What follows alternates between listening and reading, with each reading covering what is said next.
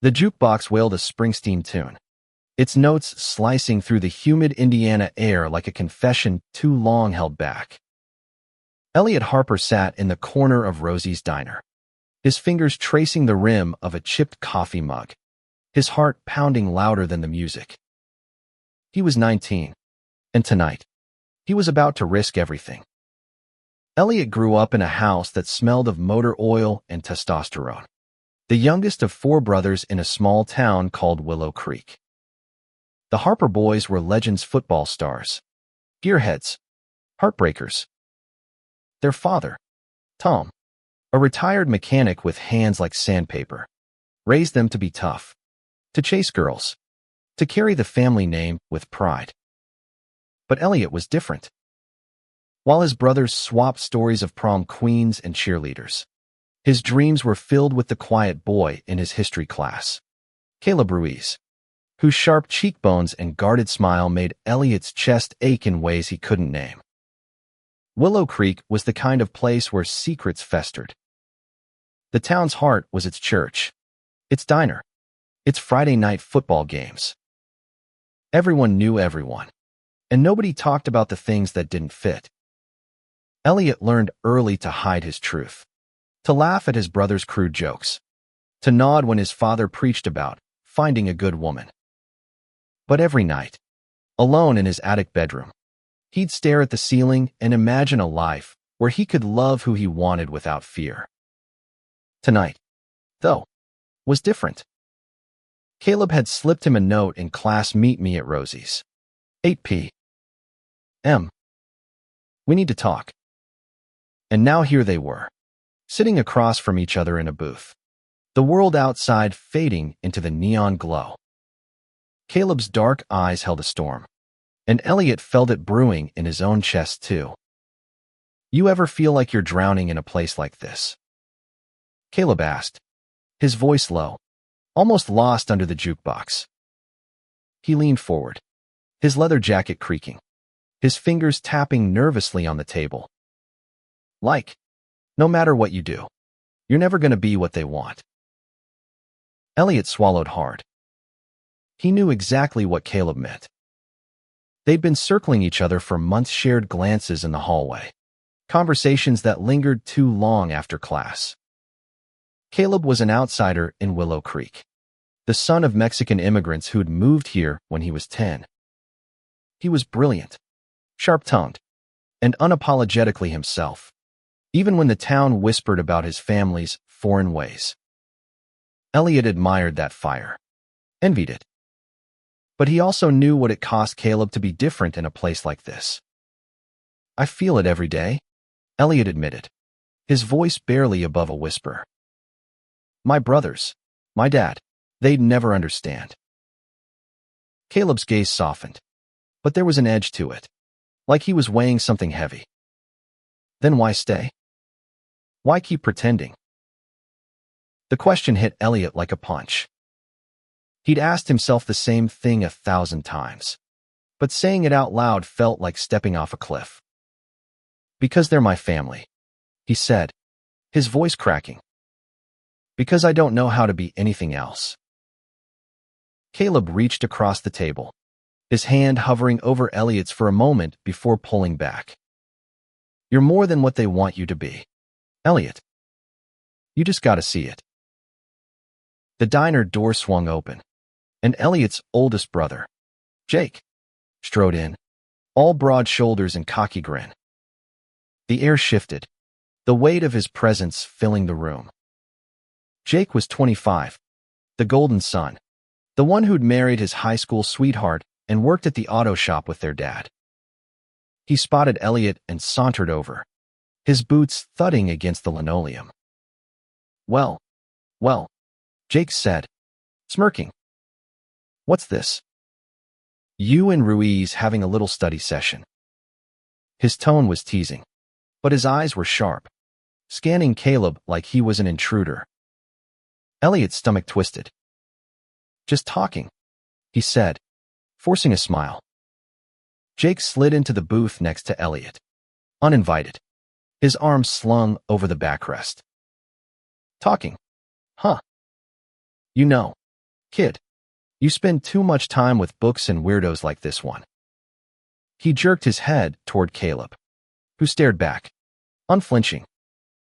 Nice to see you too, Jake, Caleb said, his voice dripping with sarcasm. Jake laughed, but it was cold. Watch it, Ruiz. Don't need you filling my brother's head with your big city ideas. Elliot wanted to sink through the floor. He could feel Caleb's eyes on him, waiting for him to say something, to stand up. But the words stuck in his throat, trapped by years of habit, of fear. Jake clapped him on the shoulder and stood. Come on, Elliot. Dad's expecting us for dinner. Don't keep him waiting.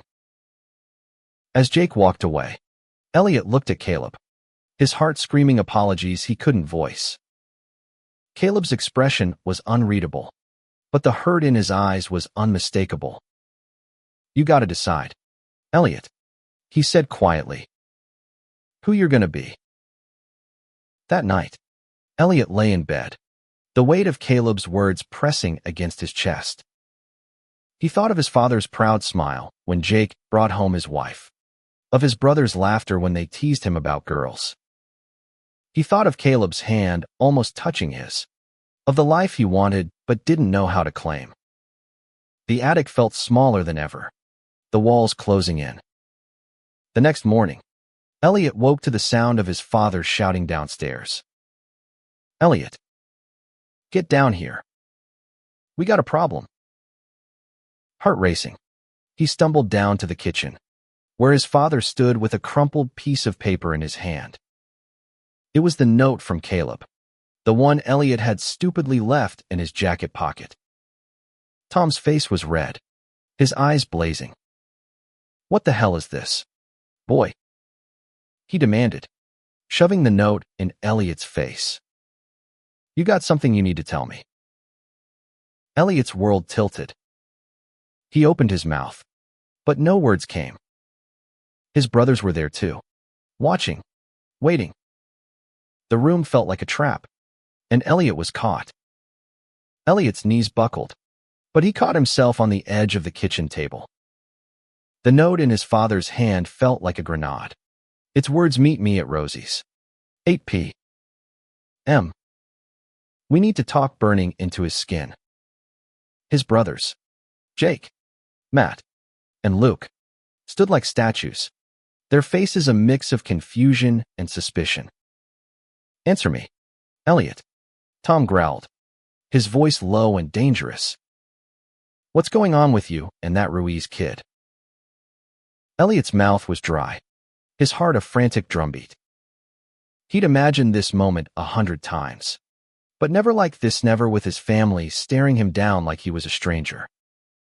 It's nothing, he managed, his voice barely audible. Just a friend. A friend. Jake snorted, crossing his arms. Since when do you sneak around with friends like that? You hiding something, little brother?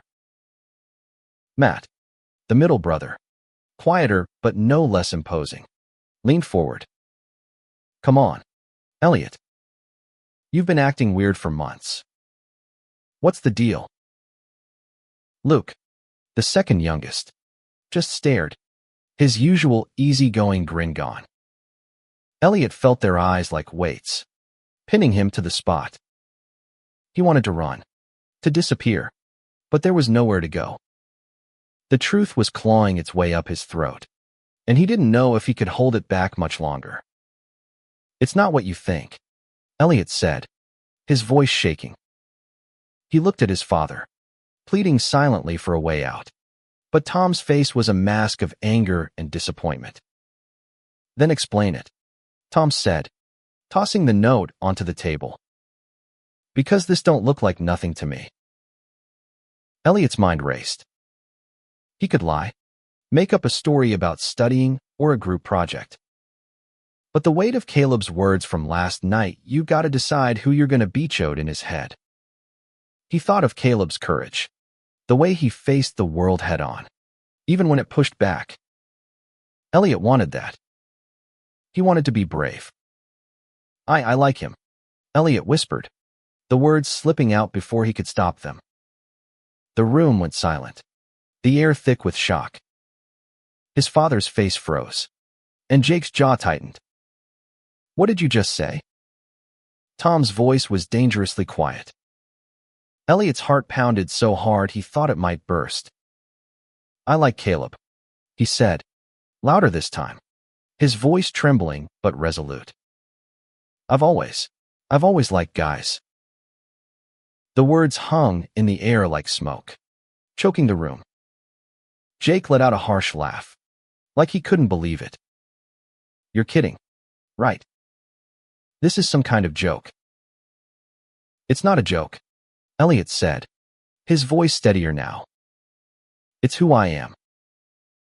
Tom's face turned a deeper shade of red, his fists clenching at his sides. No son of mine is going to be that. He spat, the word dripping with disgust. You hear me, Elliot. You're a Harper. You don't get to throw that away. I'm not throwing anything away, Elliot said, tears stinging his eyes. I'm just trying to be honest. Honest? Tom roared, slamming his hand on the table. You call this honest? Sneaking around, lying to us. You're confused. Boy, you need to get your head straight. Matt stepped forward, his voice softer but no less firm. Dad's right, Elliot. This ain't you. You're just mixed up. Maybe you need to talk to Pastor John. Get some help. I don't need help, Elliot snapped, his voice rising. I'm not broken. I'm not wrong. Luke finally spoke, his voice small. Elliot, come on. You know how this town is. You really want to be that guy. The question cut deeper than anything else. Elliot looked at his brothers, at the father who'd raised him, and felt like he was staring at strangers. He wanted to scream, to beg them to understand, but the words wouldn't come. Instead, he turned and ran, grabbing his jacket and bolting out the door. The morning air was crisp, the streets of Willow Creek quiet except for the hum of distant tractors. Elliot didn't know where he was going, but his feet carried him to the one place that felt safe, Caleb's house. It was a small, weathered bungalow on the edge of town, its yard cluttered with his mother's potted plants. Caleb answered the door in a faded t-shirt, his hair messy from sleep, but his eyes sharpened when he saw Elliot's face. What happened? Caleb asked, pulling him inside. Elliot collapsed onto the couch, his breath hitching. They found your note. I told them everything. Caleb's eyes widened, but he didn't hesitate. He sat beside Elliot, close enough that their shoulders brushed. What did they say? They hate me, Elliot said, his voice breaking. My dad, he looked at me like I was a stranger. Like I betrayed him. Caleb's hand found Elliot's, his grip warm and steady. You didn't betray anyone. You were brave. Braver than I've ever been. Elliot shook his head, tears spilling over. I don't feel brave. I feel like I just lost everything. You didn't lose me, Caleb said fiercely. And you're not going to lose yourself, either. Not if I can help it. For the first time that morning, Elliot felt a spark of hope. Caleb's hand in his was an anchor, grounding him in a world that felt like it was crumbling. But even as they sat there, the weight of Willow Creek loomed outside, its judgment waiting to pounce. The days that followed were a blur of tension and silence. Elliot stayed with Caleb, sleeping on the couch in the Ruiz family's cramped living room. Caleb's mother, Maria, welcomed him with quiet kindness, her eyes full of understanding she didn't voice. She made him tamales and told him he could stay as long as he needed. But Elliot felt like an intruder, a fugitive in someone else's home. Willow Creek buzzed with whispers. Word of Elliot's confession spread like wildfire, fueled by Jake's loose tongue and the town's insatiable appetite for gossip. At school, kids stared and whispered behind their hands. Some avoided him entirely. Others threw slurs when teachers weren't looking. Elliot kept his head down, but each word was a bruise, each glance a reminder that he didn't belong. Caleb, though, was a constant. He walked with Elliot to class, his presence a shield against the world. They stole moments in empty stairwells, their hands brushing, their voices low. "You don't have to go through this alone," Caleb told him one afternoon, his breath warm against Elliot's ear. "We're in this together." But being together wasn't easy. Caleb's own family faced their share of prejudice in Willow Creek, and Elliot's presence only drew more attention. One night, as they walked back from the library, a group of older boys friends of Jake's cornered them outside the gas station. Their leader, a hulking guy named Derek, sneered at Elliot. "Heard you're a Harper no more," he said, spitting on the ground. "Guess you're one of them now." Caleb stepped forward, his fists clenched. "Back off, Derek. You don't know what you're talking about." "Oh, I know plenty," Derek said, his buddies laughing behind him.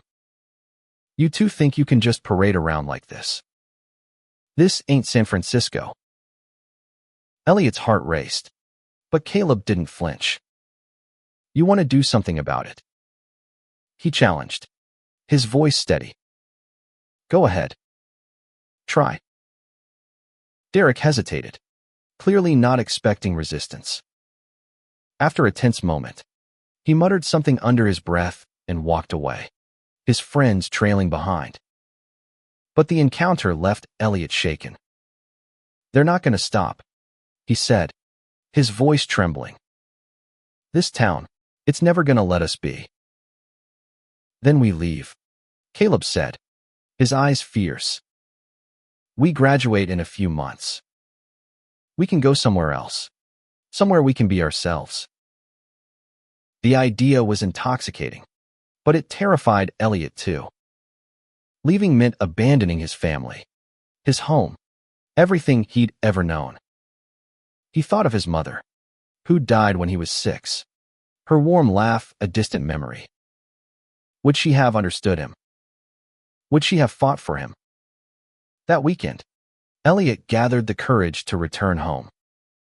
He needed answers, needed to know if there was any chance his family could accept him. The house was quiet when he stepped inside, the familiar smell of motor oil and coffee hitting him like a wave. His father was in the garage, tinkering with an old carburetor, his back to Elliot. "Dad," Elliot said, his voice small. Tom didn't turn around. "What do you want, Elliot?" I want to talk." Tom set down his wrench, his shoulders stiff. "Ain't much to say. You made your choice." "It's not a choice," Elliot said, his voice rising. "It's who I am. I'm still your son." Tom finally turned, his eyes hard. "You think you can just waltz in here and tell me who you are? You think that's how this works? You're tearing this family apart." "I'm not trying to," Elliot said, tears welling up. "I just want you to see me." Tom shook his head, his voice cold. "I see a boy who's lost his way. And I ain't got the answers to fix you." The words cut deeper than Elliot expected. He left the garage, his chest tight, and found Luke waiting in the kitchen. His brother looked conflicted, his usual easy smile replaced by a frown. "Elliot," Luke said, "I don't get it. I don't get you. But I don't want you to leave." Elliot's throat tightened. "I don't want to leave either. But I can't stay if you all hate me." "We don't hate you," Luke said, his voice breaking. We're just scared, I guess. For you. For what this means. It was the closest thing to acceptance Elliot had heard from his family. But it wasn't enough. He left the house feeling more alone than ever, the weight of his father's words pressing down on him. But as he walked back to Caleb's, he felt a spark of defiance. He wasn't lost. He was finding himself, one painful step at a time. Spring came to Willow Creek, painting the fields with green and filling the air with the hum of new life. For Elliot, it was a season of reckoning. He and Caleb grew closer, their bond a quiet rebellion against the town's judgment. They spent evenings at the diner, planning their escape to Chicago after graduation, a city where they could blend into the crowd, where love didn't have to be a secret. But the town wasn't done with them. One Friday night, as they left Rosie's, a truck roared up, its headlights blinding. Jake and Derek stepped out, their faces shadowed but their intent clear. You're making a fool of this family, Jake said, his voice slurring slightly from beer. You need to stop this, Elliot. Now.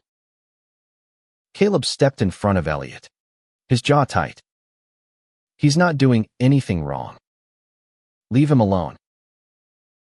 Jake laughed, bitter and cold. You don't get to tell me about my brother, Ruiz. You're the one dragging him down. Stop it, Jake, Elliot said, his voice shaking but firm. This isn't about Caleb. It's about me. Jake's eyes narrowed. You think you can just walk away from us? From Dad? You're a Harper. Act like it. I am acting like it, Elliot shot back. I'm being honest. Something you've never been. The words hit Jake like a slap. For a moment, he looked like he might swing, but Derek grabbed his arm. Let's go, man. He's not worth it. As the truck peeled away, Elliot's knees buckled, and Caleb caught him. You okay? Caleb asked, his voice soft. No, Elliot admitted, his voice raw. But I'm not backing down. The next day, Elliot found a letter slipped under Caleb's door. It was from Luke, scrawled in messy handwriting. I'm sorry for not standing up for you. I don't understand everything, but you're my brother. I want you to be happy. Come to the game tonight. Please. Elliot's heart twisted. The Friday night football game was a Willow Creek ritual, and Luke was playing his last game before graduation. Despite everything, Elliot wanted to be there. Caleb agreed to go, though his eyes were wary. We'll face it together, he said, squeezing Elliot's hand. The stadium was packed, the air electric with cheers and the smell of popcorn. Elliot felt every eye on him as he and Caleb found seats in the bleachers. Whispers followed them, but Caleb's steady presence kept Elliot grounded. When Luke scored the winning touchdown, the crowd erupted, and Elliot found himself cheering, his heart swelling with pride. After the game, Luke found them outside the locker room. His face was flushed, his eyes nervous. You came, he said, almost surprised. You're my brother, Elliot said simply. I wouldn't miss it. Luke hesitated, then pulled Elliot into a hug.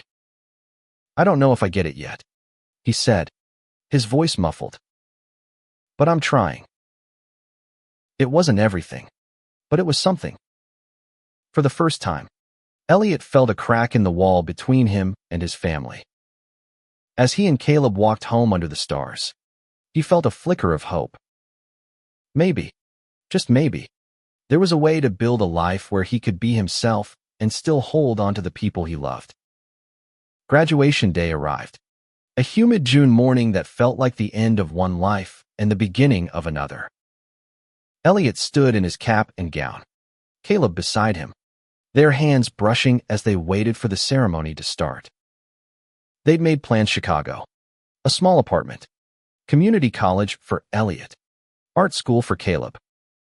It wasn't a perfect future, but it was theirs. The Harper family was there, seated in the bleachers, their faces a mix of pride and unease. Tom hadn't spoken to Elliot since their fight in the garage, but he'd shown up, his presence a silent acknowledgement. Jake and Matt were there too, their expressions guarded but not hostile. Luke, though, smiled at Elliot, a real smile that carried the weight of their shared history.